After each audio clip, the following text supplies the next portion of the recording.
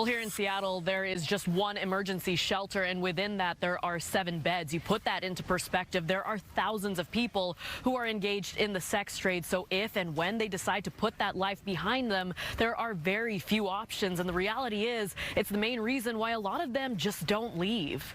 No matter what part of town you live in, sex trade happens in each of our neighborhoods every day. Next door to us is a smoke shop where they've offered to employ our clients in exchange for sex. Went and looked at some apartments right across the street from here, and the man said, "Do you want the price with or without?" Meaning he would reduce it if she had sex with him. We've been following what's been happening along Aurora Avenue in Seattle over the last week.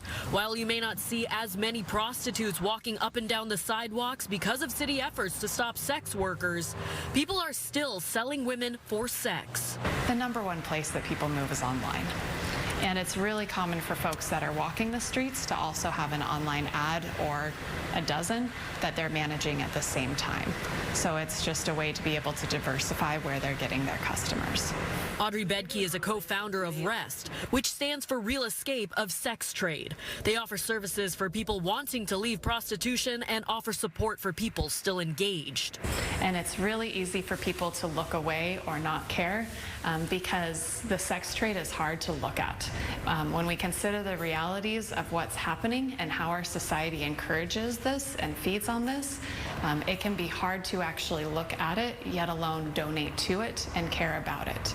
According to REST, up to 3,000 people are sexually exploited every night in Seattle. About 500 of those are minors. They have a trafficker who targets them specifically because of their vulnerabilities, who builds trust with them, and then turns them out. We spoke to one woman involved with the REST organization. She asked us not to identify her for privacy, but she shared her experience working in strip clubs. I already had my first son, and I was in a domestic violence situation. And I have a felony on my record, so it was really hard to get a job. At 21 years old, it was a family member who suggested to this single mom to try stripping for money.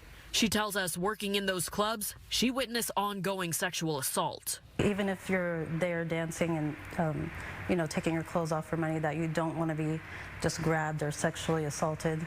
You're guaranteed to be sexually assaulted. When you walk by a customer, they feel like they have a right to touch your body. While she never sold herself for sex, she says for others, stripping often served as a gateway into sex trade. It was like a light bulb, like God just touched me and was like, is this what you want for your future and for your family? She started a new life, sharing the struggles of other survivors, trying to find a place to stay and money to buy essentials. They have to go to the mainstream world and live like everybody else, but what does that look like, and what steps do you even take to start?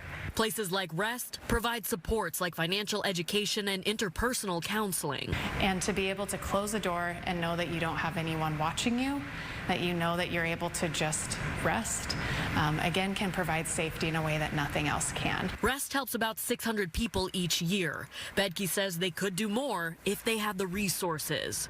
REST only has 7 emergency shelter beds for women looking to get out, and it is a never-ending cycle on the streets. With drugs, you sell it once and your product is gone, but with human trafficking, you can use that person over and over and over again.